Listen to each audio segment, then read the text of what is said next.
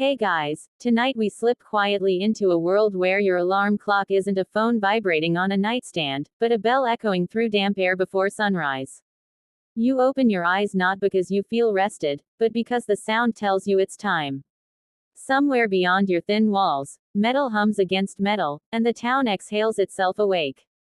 You probably won't survive this, at least not if you're attached to sleeping in or choosing your own routine. So, before you get comfortable, take a moment to like the video and subscribe, but only if you genuinely enjoy what I do here. And while you're here, drop a comment with your location and your local time right now. Medieval, you would absolutely want to know who's awake at this hour.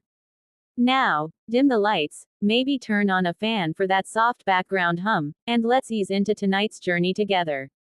You lie there for a moment, staring at the low ceiling, already aware that your day has started whether you agreed to it or not.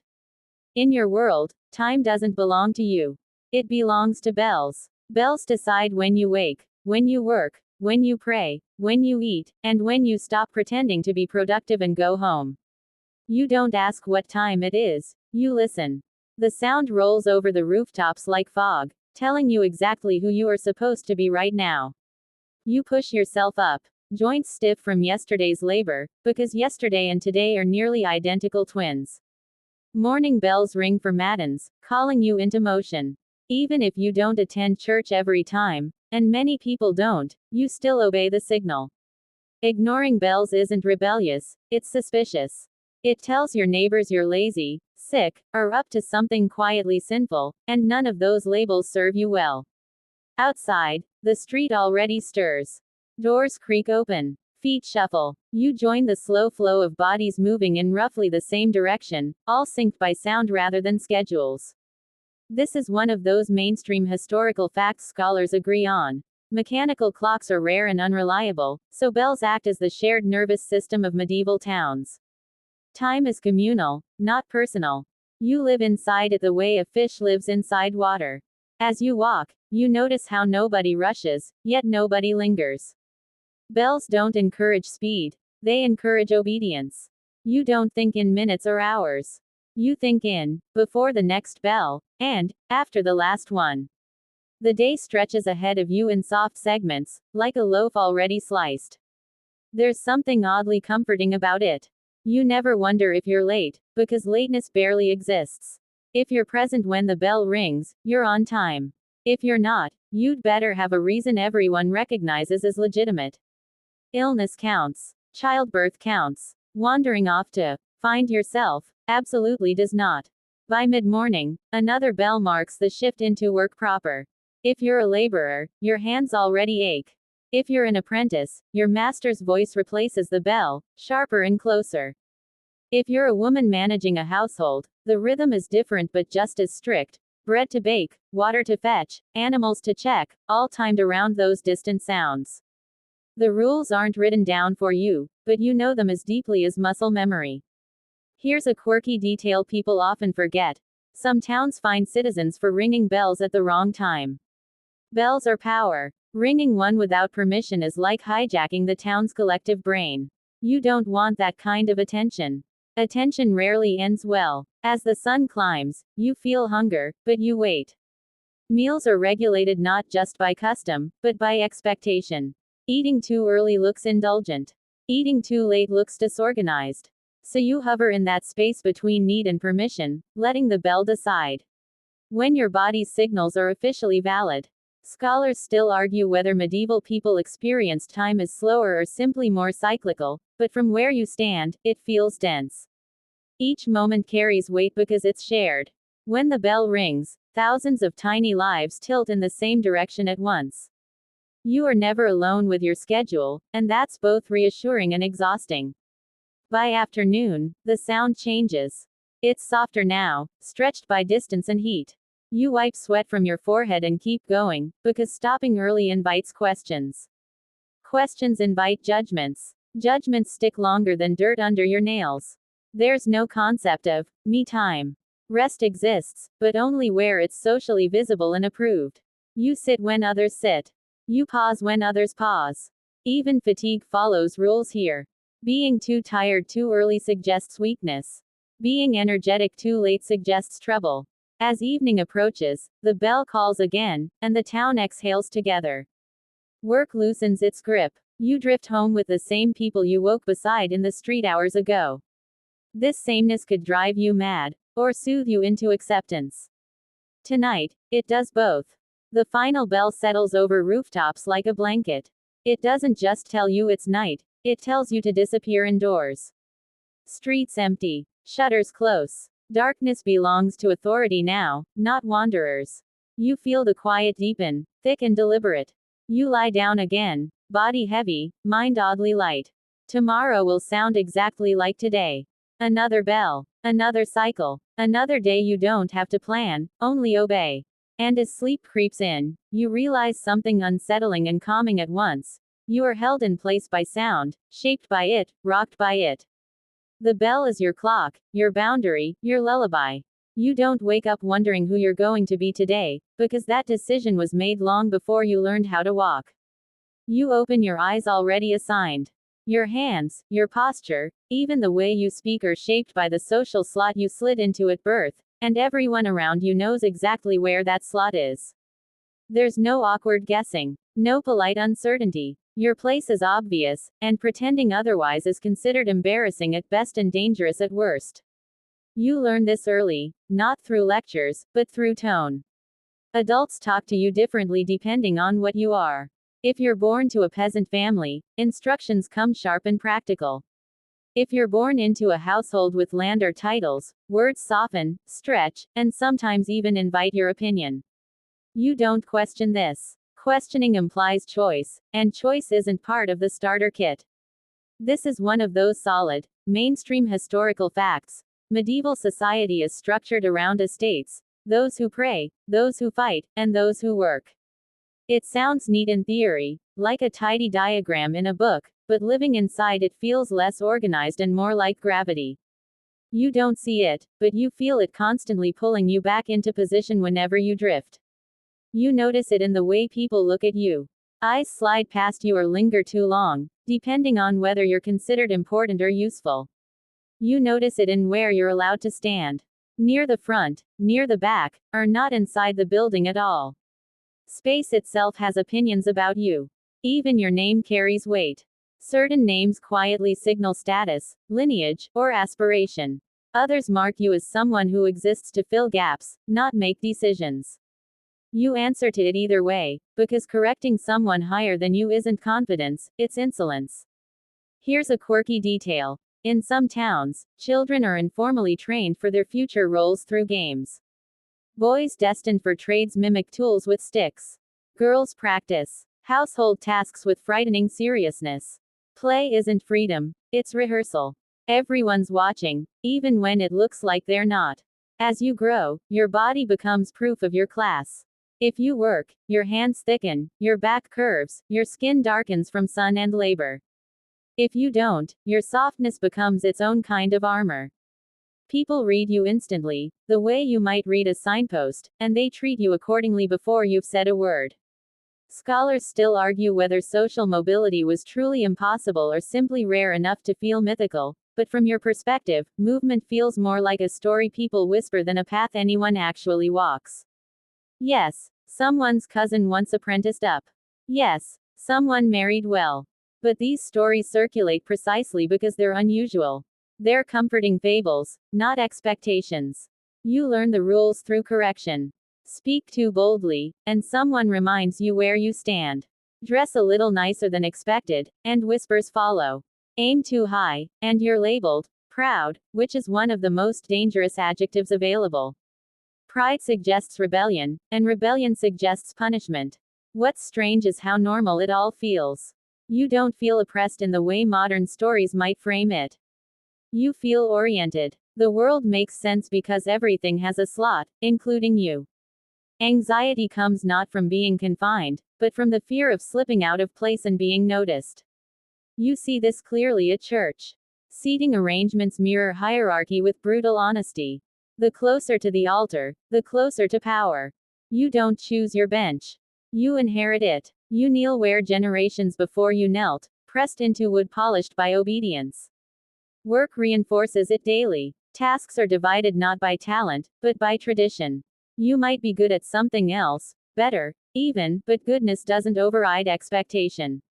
Skill without permission is unsettling. People prefer competence that stays in its lane. At night, you hear stories.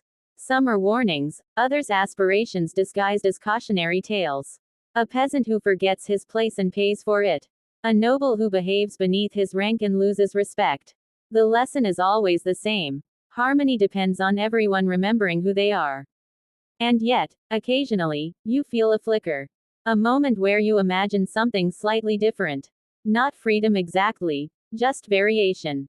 The flicker fades quickly, smoothed over by routine, reinforced by community, silenced by survival instincts. As you settle into sleep, you don't dream of becoming someone else. You dream of doing your role well enough to avoid trouble. In this world, success isn't rising. It's fitting so perfectly that no one needs to look twice. You wake and immediately feel the weight of what you're allowed to wear. It's subtle at first. A coarse wool sleeve brushing your wrist, a color you've been told suits your station. Every fabric, every trim, every stitch is governed by rules that exist solely to remind you of your place. You don't pick your clothes because you like them. You pick, or rather, you inherit, the version of yourself society has already approved. Stepping out of line can mean a whispered reprimand, a fine, or worse, public shame.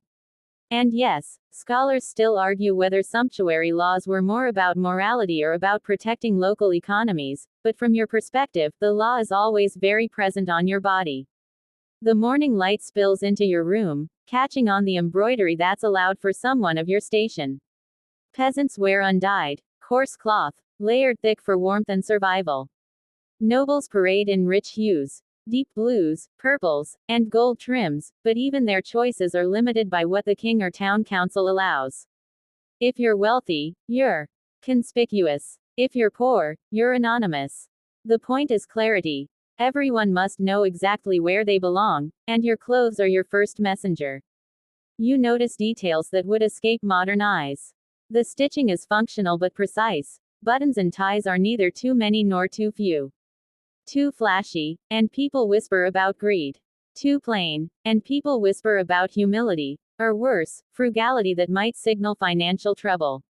Even the way your garments hang carries a story. And you learn to read the stories of others, too. A sleeve slightly too long. A hat slightly too grand. Immediate judgment. But it's not all grim. There's an odd, almost comical side to these rules. You catch yourself imagining a peasant slipping into silk meant for a lord, looking around nervously as if the fabric might scream out his deception. Or a noble accidentally wearing brown instead of blue and suffering through a day of polite eyebrow raises. It's like the world has a built-in gossip network, and the fabric itself is a participant. The practical side is unavoidable. Some colors are literally restricted because dyes are expensive and controlled. Certain trims are taxed. Wearing purple might get a noble noticed in court, but for a peasant, it's illegal, period. And yet, the law only works if someone sees the offense. Your wardrobe is a performance of visibility and invisibility at once. You adapt your movement to your clothing. Heavy skirts or stiff collars dictate how you sit, walk, or even reach. Layers of wool and linen act as armor against the cold, but also as subtle boundaries for behavior. Nobles adjust gestures to avoid spilling anything on delicate fabrics. Peasants work the soil carefully around wool to avoid unnecessary repairs. Clothing is a constant teacher, shaping your body as much as it marks your class. Meal times amplify this. You sit differently depending on your station, because etiquette and clothing intersect. Some fabrics are not food-friendly. Certain layers require assistance to remove or adjust. You are aware of your posture before your hunger makes itself felt. And yes, scholars still debate whether these rules were practical, symbolic, or purely performative, but for you, the effect is immediate and inescapable. Even leisure follows the same choreography. Walks in the courtyard, dances during festivals, gatherings in the hall, they all enforce hierarchy silently, through folds, trims, and forbidden stitches. You practice subtle restraint. You notice subtle infractions in others and learn to judge them unconsciously. It becomes a game. Who obeys? Who exaggerates? Who slips up? and the consequences, though rarely severe in private, are immediate socially. By evening, the weight of your fabrics mirrors the weight of social expectations. You strip down to a simpler layer at night, but the memory of how you're seen lingers. You can relax, yes, but only until the next morning bell, when visibility and judgment return, stitched into your life as tightly as your clothing. The bell will ring, the day will demand movement, and your wardrobe will be there to remind you of the invisible lines you are never allowed to cross. And as you drift toward sleep, you feel the lingering texture of the day, the rough, the smooth, the forbidden, the allowed. Your dreams are colored by the fabric around you, and even in rest, you are reminded that nothing in medieval life is ever truly yours alone. The clothes you wear, the colors you bear, the trims and seams, they are all quietly speaking for you, every moment you move. Hunger is never just hunger here. You feel it gnawing in rhythm with the bells, reminding you that every bite you take carries rules. Meals are scheduled, measured, and moralized. You don't simply eat when your stomach demands it. You eat when society permits. Fasting days arrive like clockwork, and you've long learned to adjust. Suppressing cravings is a practiced skill. Meat might be banned during Lent or on Fridays, and indulgence on feast days comes with ceremony. You feel your appetite constrained, yet oddly, the restriction gives structure to your day. You reach for your morning bread. Its coarse crust scratches your lips, reminding you that softness is reserved for those above your station. Scholars still argue whether medieval diets were nutritionally adequate or designed primarily to reinforce class distinctions, but from your experience, it's obvious, what you eat signals your place. Bread for peasants, rich pies for the nobility, and spiced delicacies that are both privilege and performance. Every bite carries weight far beyond flavor. There's a peculiar side to these rules, a detail that makes you smirk in private. Sometimes, peasants are permitted a single luxurious bite of forbidden food, a taste of meat or cheese, during a festival or a local lord's generosity. That one morsel becomes almost sacred. You savor it slowly, feeling the thrill of tiny transgression.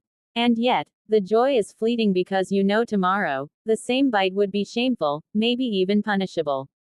The rules are elastic, bending only for spectacle or authority. You notice how food also dictates your body's posture. Sitting at table isn't casual. Bowls and utensils, wooden or pewter, demand careful handling. Spilling is embarrassment. Eating too quickly is gluttony. Chewing too slowly is laziness. Even breathing during meals is regulated by etiquette that mirrors your clothing restrictions. The act of nourishing yourself is layered with performance. Your day's work is punctuated by these eating rituals. Farmers break for a simple stew, apprentices for a small loaf, nobles for multiple courses with elaborately timed courses. Hunger is a signal, a teacher, and a surveillance tool all at once. You are monitored by your neighbor's eyes, and often by your own growing awareness that indulgence is dangerous. Oddly, some foods carry symbolic meaning beyond taste. Beans are seen as humble, lentils as workman's fare, fish as pious consumption. Eating the wrong thing at the wrong time invites scrutiny, gossip, or worse, a moral judgment that sticks to your reputation like grime. Even today, you might chuckle at how serious these rules are, but in the moment, they feel absolute. Meals are also communal events that reinforce hierarchy. You don't serve yourself at will. You sit where you're allowed. You wait for others to signal when it's acceptable to eat. Nobles begin, everyone else follows. You feel the rhythm, learn it, and internalize it. Your appetite becomes secondary to your awareness of the audience, shaping not just your body but your behavior. Scholars still debate whether such strict food rules were primarily about piety, social control, or mere practicality, but in your experience, the boundaries are absolute. Breaking them isn't simply indulgent, it's a statement about defiance that everyone around you will read immediately. By the day's end, your stomach is either painfully empty or cautiously full, depending on class, calendar, and circumstance. You've consumed far more than food. Lessons in obedience, timing, and visibility are embedded with every bite.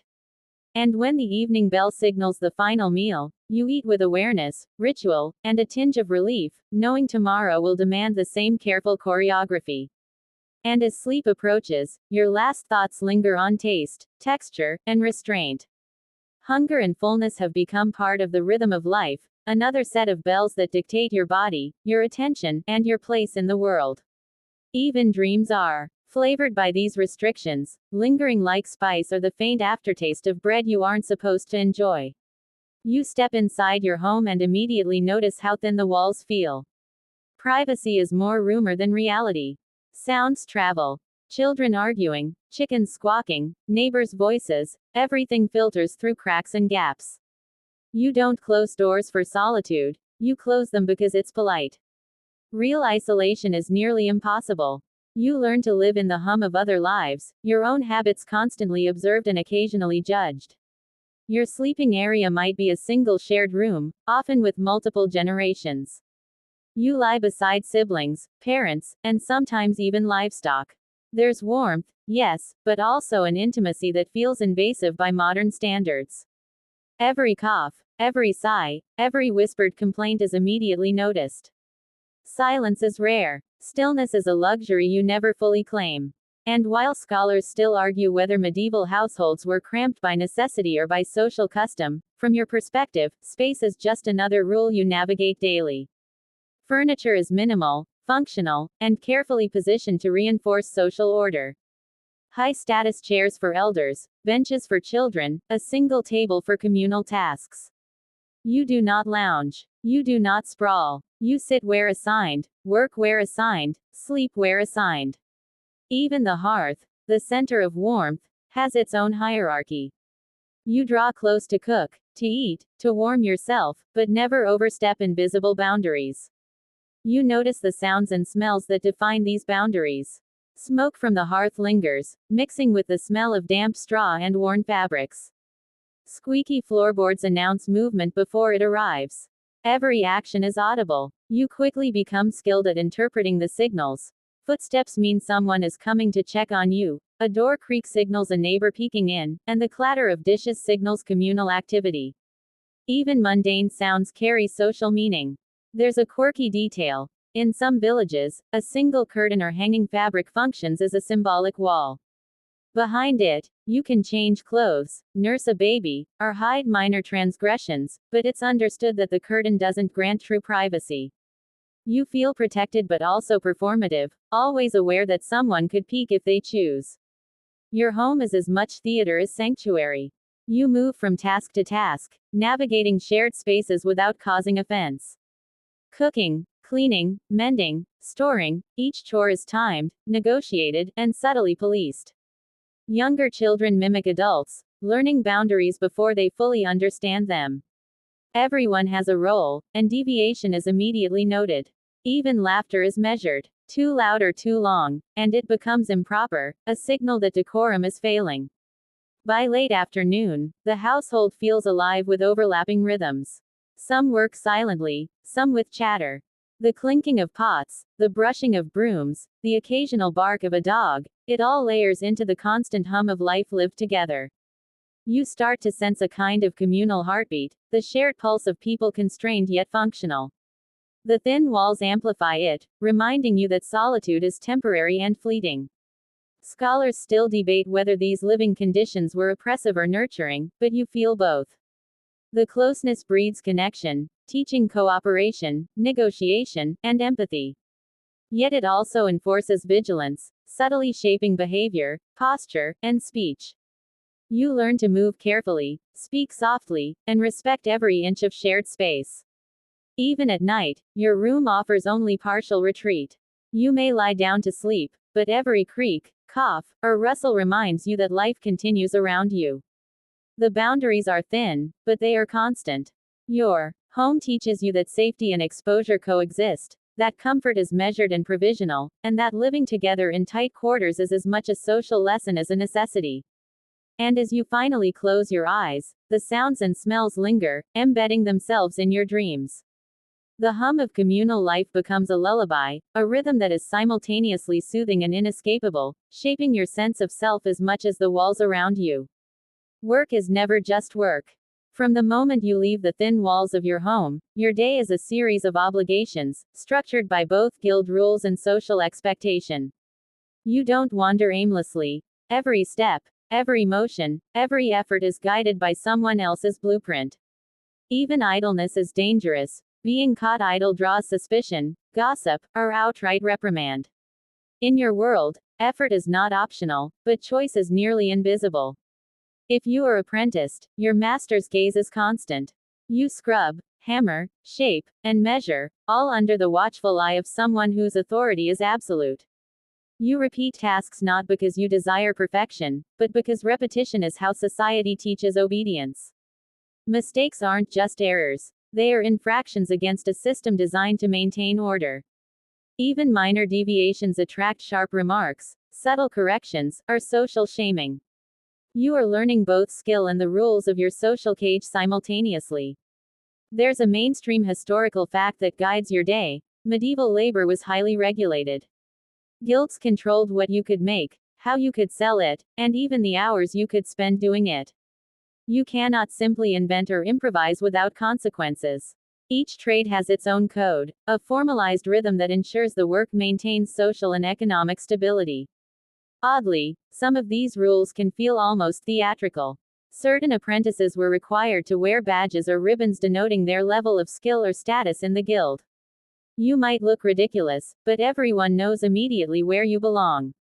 It's an early lesson in signaling. Your body, your attire, and your movements all broadcast information to the town. You are constantly observed, not just by your master, but by peers, neighbors, and clients. Eyes slide along your movements, measuring accuracy, speed, and demeanor. There is no hiding laziness or carelessness. Even when you are alone, the memory of scrutiny shapes your behavior. Work becomes a performative act, a demonstration of obedience and competence simultaneously. Meals and breaks are rare and timed. You do not eat when you're hungry, but when permitted. Guild rules dictate the length and timing of pauses. You swallow quickly, quietly, and with awareness that idle time beyond the allowance invites critique. Every action is visible, every omission noted. Scholars still debate whether medieval labor conditions were exploitative or merely functional, but your experience leaves little room for argument. Survival depends on strict adherence. You learn patience, endurance, and the skill of masking discomfort. Complaints are dangerous. Fatigue is tolerated only within socially acceptable bounds. Even leisure is structured. Games, festivals, or simple conversation are governed by unwritten rules about timing, audience, and behavior. You notice those who bend the rules, often secretly admired but also subtly feared. Deviating from assigned work or play is not just risky, it is socially destabilizing. By late afternoon, your body aches from the day's regulated exertion. You notice small injuries, the stiff joints, the calloused hands, the raw fingertips, and accept them as normal. Pain is part of the rhythm, a subtle reinforcement that labor is compulsory. It teaches humility, obedience, and caution. And when the final bell signals the end of work, relief is tempered. You are free for a few hours, but even then, rules govern behavior. Social expectation follows you home like a shadow. You are permitted rest, but always within boundaries, always under invisible observation. Your day has been productive, disciplined, and visible.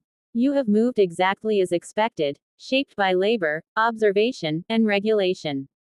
As night falls, your body collapses into sleep, but the lessons of labor linger. You have been molded by rules, trained by repetition, and subtly monitored at every step. In dreams, your hands may continue to move, performing tasks with precision you cannot escape. You are the product of a world that sees work not just as survival, but as a tool of social order. Even sitting at a table is a lesson in obedience. You don't just eat, you perform.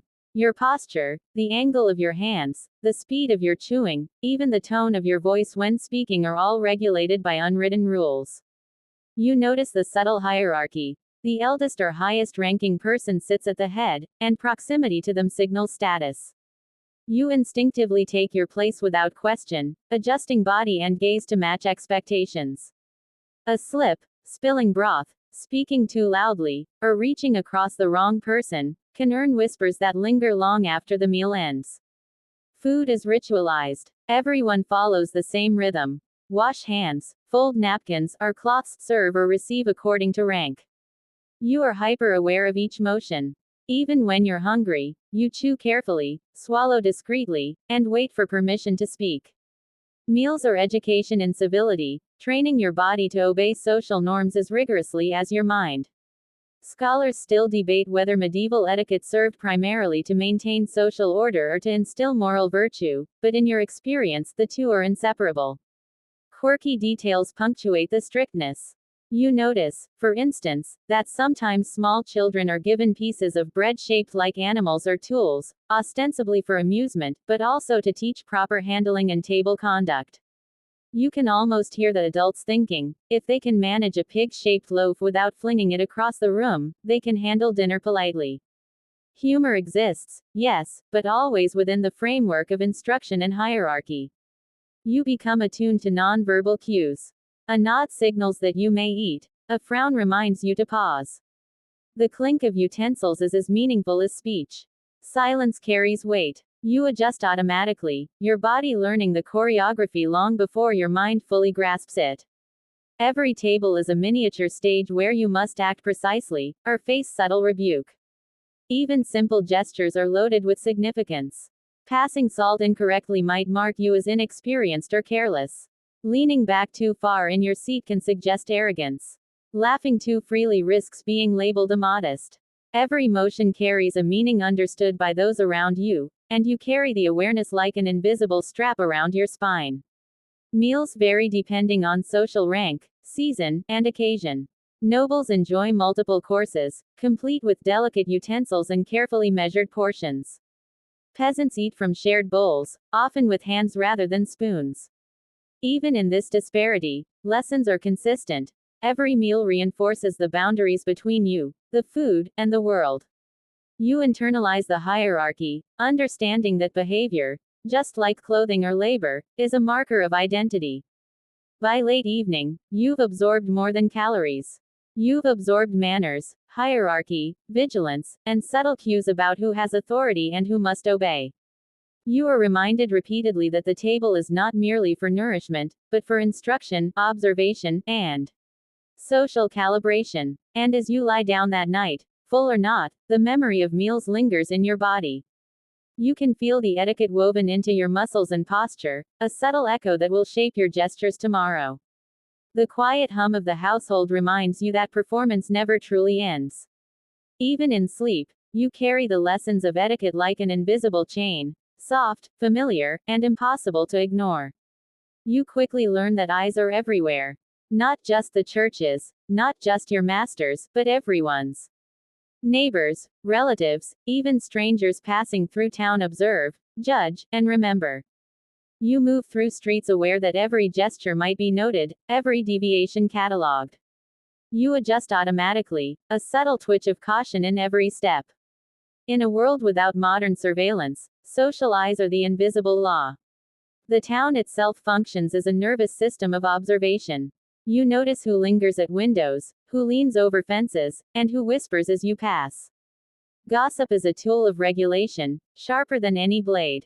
If someone notices you misbehaving, skipping a task, speaking out of turn, wearing the wrong color, they tell someone who tells someone else. By evening, your misstep can travel faster than the wind. Scholars still argue whether this community policing was oppressive or merely pragmatic, but from your perspective, it's constant and inescapable. Inside your home, the vigilance continues. Family members monitor your work, your speech, even your leisure. Small children mimic the scrutiny instinctively, repeating lessons in judgment without realizing it. Privacy is almost a concept rather than a reality. A single misstep may be harmless, but repeated errors imprint social memory. You can almost feel the weight of those invisible eyes pressing down on your shoulders as you move through the day. You notice odd details. Some towns maintain a roster of petty offenses, from leaving gates open to failing to attend Mass, and these lists are whispered about like talismans of accountability. People joke, sometimes, about who is under the watchful gaze, but no one ever dismisses the power of observation. You learn to respect it, even fear it, because reputation in a small community is as crucial as any material possession. Community surveillance extends beyond observation. It enforces boundaries.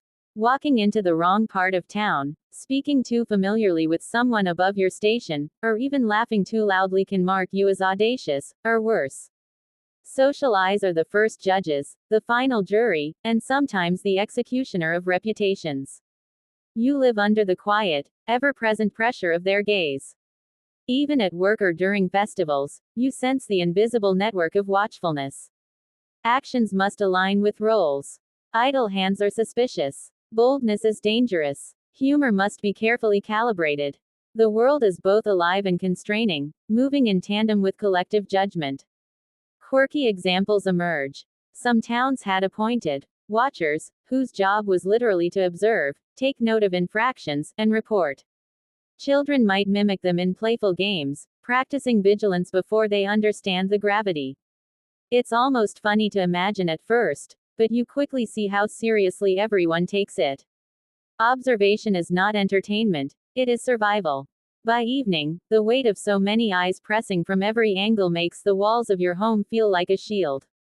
You breathe easier inside, yet awareness lingers. You cannot fully forget the invisible witnesses outside. Even dreams carry their judgment. You notice yourself pausing in sleep, hesitating before movement, conditioned by centuries of social vigilance. And as you drift toward slumber, you realize something strange. You are simultaneously exposed and protected. The community's gaze monitors danger, enforces order, and teaches obedience. But it also shapes every thought, every posture, every gesture. You carry the weight of observation like a soft cloak, constricting, familiar, and utterly inescapable. Love isn't exactly spontaneous here. You wander through your youth aware that romance is less about heartbeats and more about permissions, alliances, and social approval. You notice glances exchanged, notes slipped, gestures made, all measured, calculated, and watched. Courtship is a performance within strict boundaries. A single misstep, a hand held too long, a word spoken too boldly, could ruin your reputation forever. You are constantly aware that your feelings must fit inside social frameworks, and deviation isn't just scandalous, it's dangerous. If you're of marriageable age, your family weighs in heavily. Choices are rarely yours alone. Sometimes, elders select a partner for you, using alliances, dowries, or inherited obligations as their guiding principle. Scholars still argue whether medieval individuals had genuine agency in marriage decisions or whether social structure overrode preference entirely, but living it, you feel the pressure. Your heart may flutter, but the path you take is dictated by more than affection. Courtship rituals are highly ritualized. Written letters, songs, or subtle gifting often replace direct action, because boldness without authorization could provoke gossip or even formal punishment. You find yourself learning to communicate indirectly, mastering the art of subtlety. Every smile, every bow, every exchange of tokenized items carries meaning, both private and public. Oddly, humor and play find their place in these constraints. Some young couples develop secret signals. A particular knot in a ribbon, a small object left in a window, a phrase known only to the two of them. It's thrilling, forbidden, and completely invisible to the watchful adult gaze. You experience fleeting freedom inside these coded messages, a thrill against the rigid backdrop of social rules. Marriage itself is a ritualized transaction. You notice the layers. Legal contracts, family agreements, and ceremonial approval all intersect. You don't just choose a partner, you negotiate status, inheritance, and reputation. Even love must obey hierarchy. The concept of marrying for pure affection exists, but it is rare and often whispered about like a secret fable. You also see the social policing of desire. Certain matches are taboo. Crossing estates, mixing classes, or rejecting parental approval invites judgment, sometimes violence. Peer scrutiny is relentless. Even mild flirtation outside approved circles can provoke rumors, which spread quickly through towns with fewer people and tighter attention than modern cities. Meals, festivals, and dances double as courtship arenas. You learn subtlety. How to position yourself in a crowd, when to speak, when to bow, when to make eye contact. These events are social classrooms for young lovers, teaching balance between desire and decorum. Every movement is watched, every reaction noted. Even emotions are taught to follow the rules. Anger must be moderated, joy measured, sorrow performed with discretion. Scholars debate whether this was an imposition on natural human behavior or a way to cultivate social harmony, but for you, emotions are another performance, another layer of obedience.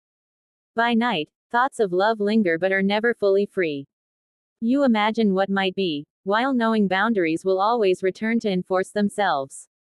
The heart becomes practiced in patience, the mind in observation, and the body in subtle restraint. You learn that affection is not private, it is visible, regulated, and always accountable to others. And as sleep approaches, you hold these feelings gently, safely hidden in dreams. Even in rest, your imagination bends around the invisible walls of approval, negotiating desire in silence, reminding you that love here is a delicate dance, beautiful, thrilling, and strictly supervised. Sin is never just private. You wander through your day under the constant awareness that missteps, lapses, or indulgences are visible, not always immediately, but inevitably.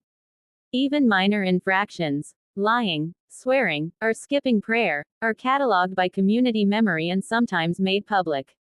Moral rules are enforced through confession, gossip, and ritual punishment. You don't just fear punishment, you fear judgment, shame, and the invisible weight of societal expectation. The church looms over your life as both guide and regulator. You attend confession, not solely for spiritual reasons, but because the act itself reminds everyone that morality is a communal concern. You recite your sins aloud, listening as a priest, or in some cases a parent, assigns penance. Scholars still argue whether confession primarily nurtured personal reflection or served as a tool of social control, but from your perspective, the line between faith and compliance is thin and ever present. Oddly, morality has its quirks. Some minor sins are treated with surprising creativity. Eating meat on the wrong day might earn a playful admonishment. Petty quarrels between neighbors might be settled with symbolic restitution rather than punishment. You notice the human tendency to negotiate moral codes with humor and improvisation, a subtle rebellion against rigid rules. Public shame is a powerful tool. Stocks, pillories, or even public sermons about misbehavior serve as reminders that deviation has consequences. You notice how fear of embarrassment, rather than fear of violence, often motivates conformity. Even the whisper of judgment can shape behavior more effectively than overt punishment. Community memory is long. Gossip lingers, shaping your actions and those of everyone around you. Every action, even private ones, is colored by expectation. You wash hands, fold clothes, and prepare meals with care because mistakes or sloppiness might be interpreted as moral failings. Your body, your labor, and your speech become subtle indicators of virtue. Small gestures, offering bread, bowing low, aiding the elderly, signal compliance and obedience. Deviations stand out, magnified by scrutiny. You see patterns in enforcement. Men and women are judged differently. Young and old, rich and poor, insiders and outsiders, all navigate separate moral expectations. Even kindness can be suspect if it violates social hierarchy. Moral rules are not just abstract, they are deeply practical, embedded in daily life and observed continuously. Quirky details emerge in festivals and holidays. Certain rule-breaking behavior is temporarily sanctioned. Playful mischief during Carnival, feasting during Lent's exceptions, and jokes that lampoon authority. These brief windows of liberty highlight just how pervasive control is the rest of the year. Even joy must return to boundaries eventually. By evening, sin and shame are deeply internalized. You review the day. Small lapses, near mistakes, moments where eyes might have judged. Awareness of morality has become second nature. You feel the gentle, sometimes oppressive hum of expectation as you move, sit, and breathe. And when sleep arrives, it carries not just your exhaustion, but a subtle moral checklist.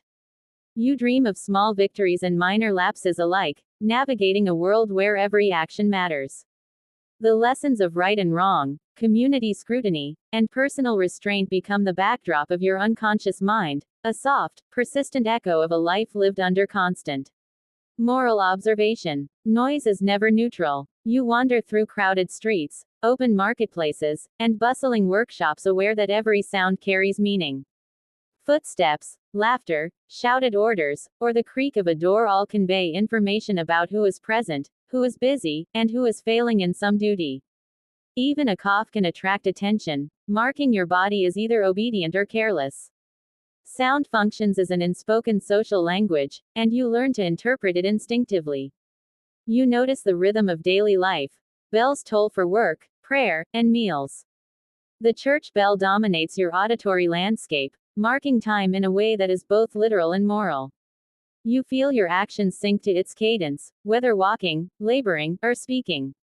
Scholars still debate whether the auditory control exerted by bells was primarily spiritual, social, or both, but for you, the effect is inescapable. Time is structured, audible, and non-negotiable. Oddly, music and sound also serve as subtle forms of rebellion and joy. Street performers, traveling minstrels, and local children's games punctuate the air with creativity that flirts with disorder. You feel a fleeting thrill when someone plays a tune or whistles a song that skirts rules, just as you might smile at a secret joke. Noise is both a chain and a release, a constant reminder of control and a rare outlet of freedom. Silence, conversely, carries weight. In certain spaces, particularly religious or noble households, quiet is expected. You notice the tension that arises when someone breaches it. A whisper becomes conspicuous, a sneeze disruptive. You adjust your volume automatically, controlling your body as much as your voice. Sound policing is subtle, omnipresent, and deeply internalized. Workplaces generate their own symphony. Hammers clanging, looms rattling, water flowing, leather creaking, each sound identifies labor, status, and skill. Mistakes resonate audibly. A poorly struck nail, a dropped pot, a misthreaded loom. You learn to gauge not just the rhythm of the work but the reaction it produces, adjusting your pace and care accordingly. Meals add another layer of sound. Eating too quickly or too loudly is considered poor form, a breach of etiquette. Conversation is moderated, laughter is measured, and interruptions are frowned upon. You learn to anticipate reactions, adjusting your voice and gestures to fit the social hierarchy at the table. Quirky details emerge in festivals. Towns might organize noisy games, where controlled chaos is permitted, mock battles, singing contests, or playful pranks. These events are temporary suspensions of normal auditory order, a chance to test boundaries without serious consequences. You find them exhilarating, but they are always bounded by invisible rules. By evening, the constant hum, chatter, and clangs have etched themselves into your consciousness. You have learned to interpret, anticipate, and regulate sound with near-perfect instinct. Even the quiet of night carries a rhythm. Distant dogs, the wind through thatched roofs, and neighbors' movements serve as subtle reminders of order.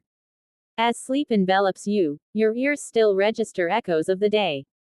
The ambient noise of medieval life has become a kind of lullaby, a soft symphony that signals continuity, control, and connection. You rest with awareness that sound, like clothing, labor, and etiquette, is another invisible hand shaping your place in the world.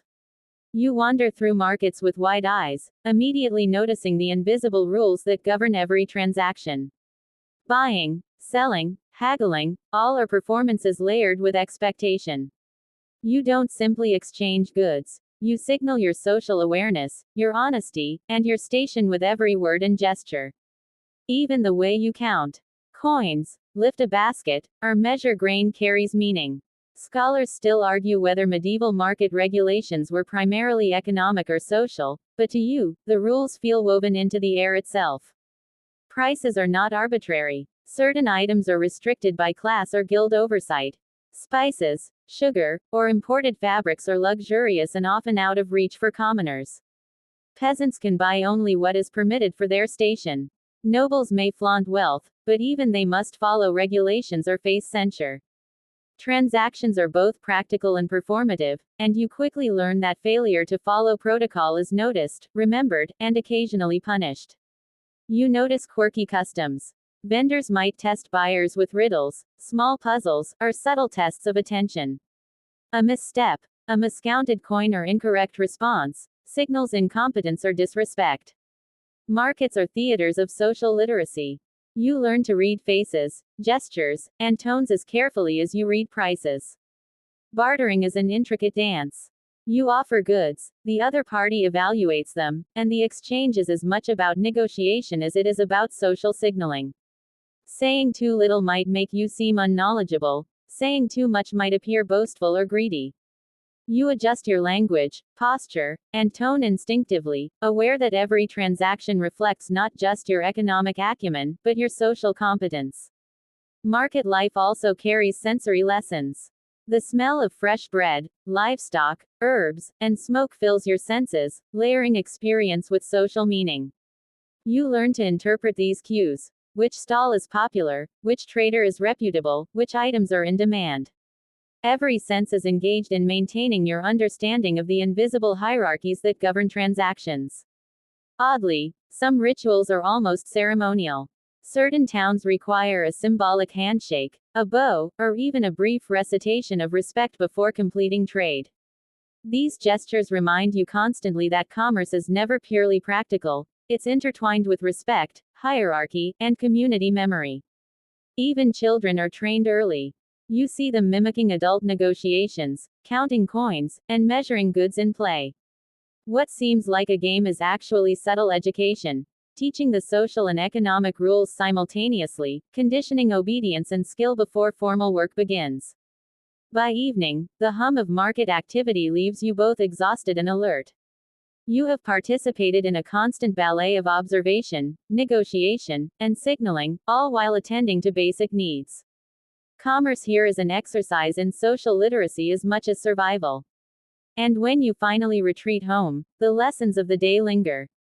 Your mind replays exchanges, gestures, and rules. You feel the invisible framework that structures every interaction, recognizing that trade, like clothing, labor, and etiquette, is another arena where medieval society reinforces its hierarchy. Even in dreams, the rhythm of market life continues, teaching subtlety, patience, and awareness. Travel is never casual. When you step beyond the familiar streets of your village, the landscape itself becomes a set of rules. Roads are defined, crossings regulated, and towns watched by authorities or local lords.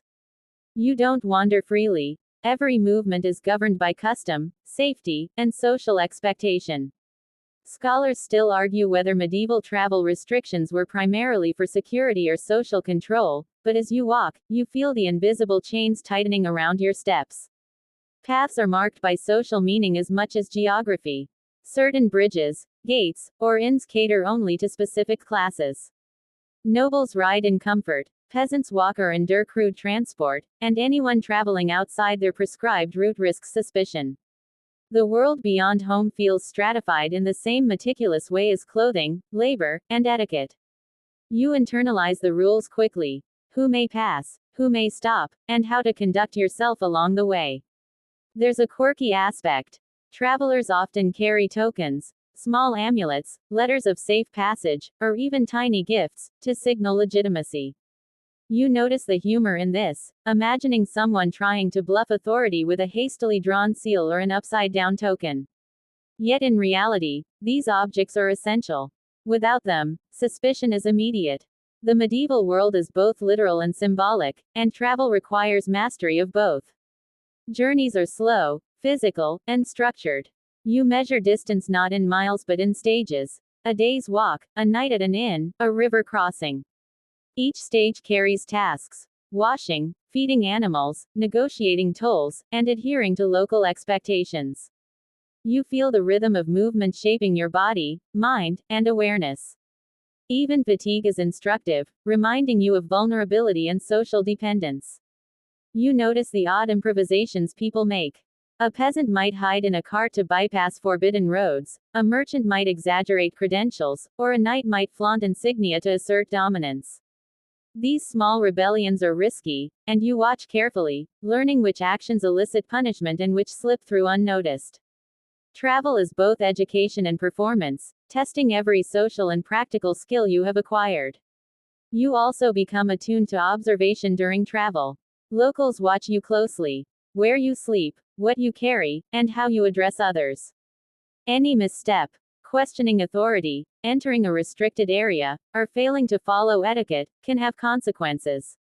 Even the terrain teaches lessons. A muddy path slows you, a bridge enforces hierarchy, and crossing a lord's lands reminds you of invisible borders that govern human behavior as much as geography. By night, inns and way stations feel simultaneously safe and constraining. You sleep with awareness of neighbors, staff, and other travelers. Privacy is partial, vigilance persists. Even in the darkness, you sense the rhythm of social control, snoring, footsteps, lanterns flickering, all reminders that boundaries travel with you, far beyond your home. And as you finally close your eyes, the journey continues in dreams. Roads, gates, and waypoints stretch endlessly, each step a lesson in observation, hierarchy, and caution.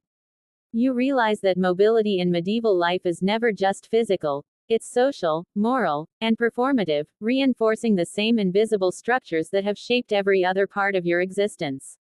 Clothing is never just fabric. You wake and dress with awareness that every stitch signals your place, your wealth, and your obedience. Colors, materials, and styles are strictly regulated. Sumptuary laws dictate what you may wear, and violation is more than a fashion faux pas, it is social defiance. Scholars still debate whether these laws were mainly about morality, class control, or economic regulation, but living it, you feel the rules on your skin with every layer.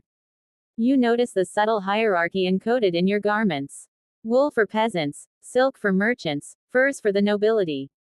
Buttons, belts, and hats all carry meaning, allowing observers to immediately place you in the social order.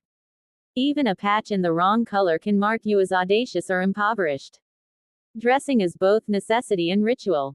Quirky details emerge in ornamentation. Some lower-class folk might wear small, unofficial trinkets or cleverly dyed scraps to mimic higher status, a subtle act of rebellion or aspiration. You admire these tiny improvisations, aware that they skirt the rules but also signal ingenuity. Clothing, like many other aspects of life, becomes a canvas for both compliance and creativity. Layering itself is functional and symbolic.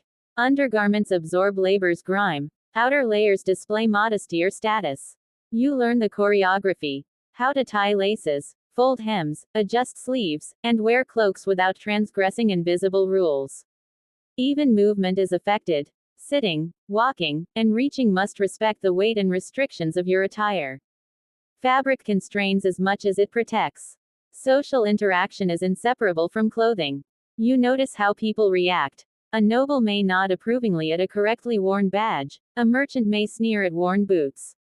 You learn to read these signals instinctively, adjusting posture, gesture, and speech to match. Your body becomes trained to perform in fabric as carefully as it performs in labor or etiquette. Odd rituals punctuate clothing. Festivals, ceremonies, or markets allow temporary flexibility. Dyed ribbons, fancy hats, or decorative belts may be flaunted, but only under tightly controlled conditions. These exceptions highlight the rigidity of everyday rules, providing brief relief while reinforcing the overall structure. Even sleeping attire follows hierarchy. Nobles may have linen nightshirts, while peasants sleep in minimal cloth. The rules infiltrate the most private moments, signaling status even in repose. You realize that clothing is less about comfort and more about continuous social communication. By evening, dressing, undressing, and arranging your layers become exercises in mindfulness. Every fold, every strap, every clasp carries meaning. You feel both restrained and protected, acutely aware of the invisible eyes trained on your fabric choices. And as you lie down to sleep, the memory of texture, weight, and color lingers. Clothing has taught you discipline, awareness, and subtlety, embedding social knowledge into your body. Even dreams replay layers, buttons, and ribbons, reinforcing the invisible rules that have shaped your existence since the moment you dressed. You wander through the village at dusk, sensing the rhythm of endings. The day's obligations, the labor, meals, market, observation, etiquette, and even the careful choreography of love and dress, begin to recede, replaced by a softer tempo. Shadows stretch along narrow streets, the smell of hearth smoke mingles with damp earth, and you notice the subtle shift in human behavior. voices lower, movements slow, and even the town's dogs seem to pause in contemplation. It's a liminal time, where the rules remain, but their edges soften. You notice the domestic rituals of evening. Fires are stoked for warmth, water basins prepared for washing, candles lit to chase the encroaching darkness. You participate in these tasks automatically, yet you feel an intimacy in the repetition. Each motion is practiced, familiar, and strangely comforting. Scholars still argue whether domestic routines were primarily functional or pedagogical, but in your body, they feel like both, a cadence that teaches order while offering a subtle sense of security. Odd details emerge in these hours. A neighbor hums a tune while washing dishes, a child tiptoes to hide a small prize, a cat curls beside the hearth. These small glimpses of life outside rigid rules remind you that human existence is never entirely constrained, that whimsy and tenderness persist even under social strictures. You smile quietly, aware that these moments are fleeting yet precious. Night prayers, quiet conversations, and minor chores fill the remaining hours. You notice the lingering awareness of observation even in private spaces. Footsteps of others, faint voices through thin walls, the occasional clatter that signals someone else's routine. You adjust your behavior unconsciously, attuned to the rhythm of shared life. Privacy is partial, yet it is enough to feel contained, like a soft shell surrounding your senses. You feel the lingering impact of the day's lessons. Labor, etiquette, social hierarchy, observation, and regulation are no longer external pressures, they are internalized patterns that guide thought, posture, and emotion. Even now, as night enfolds the village, you carry the invisible frameworks of medieval life within you, shaping your perception and movement. Quirky nocturnal details lighten the edge. The smell of spiced stew left in a pot, a faintly misplaced cloak, or the creaking of a window catching the wind. They remind you that imperfection persists, that not all order is absolute. You notice these small deviations and feel a subtle thrill in witnessing the human capacity for both obedience and small, tolerated disorder. As your eyes grow heavy, you lie down with awareness of your body, your surroundings, and the day's rhythm. You feel the soft pull of blankets, the warmth of shared spaces, and the faint hum of distant footsteps. The village, once imposing with its rules and hierarchies, now feels like a gentle cocoon. And as sleep claims you, your mind unwinds. You imagine streets, markets, hearths, and bells blending together into a continuous, comforting rhythm. The invisible rules, once pressing, soften into patterns and pulses that lull rather than constrain. Your breath slows, your muscles relax, and the day's lessons dissolve into quiet reflection. You feel the presence of life surrounding you, the heartbeat of a world both structured and tender. Soon, all that remains is the gentle cadence of existence, a soft symphony of human order and whimsy, of work and rest, of observation and intimacy. You drift into it fully, embraced by rhythm, warmth, and quiet reassurance, carrying the medieval day into the serenity of night. The village settles completely now.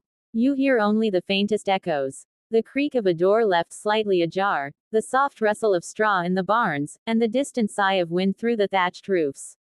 Your body sinks deeper into the blankets, heavy yet untroubled, each breath sinking with the invisible heartbeat of life around you. The day's rigid structures, rules, and hierarchies have faded into a gentle background rhythm.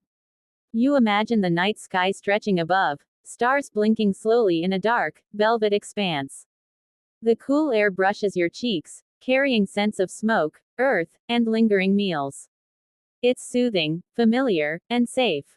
Even the smallest sounds, the soft patter of rain on a roof, the murmur of a distant stream, feel like lullabies orchestrated to ease you into sleep. Your mind drifts over the day's memories. Work, meals, observation, and etiquette all fold into one continuous pattern. But there's no pressure now, no judgment, only the comforting pulse of existence. You notice the tiny pleasures. A candle's warm glow, the smell of a hearth, the cozy weight of cloth against skin. Even the quirky moments, like a mischievous child's giggle or a pet curling at your feet, linger as gentle reminders that life is tender beneath the rules. Breathing slows further. Muscles loosen. Thoughts float like clouds, unshaped by obligation.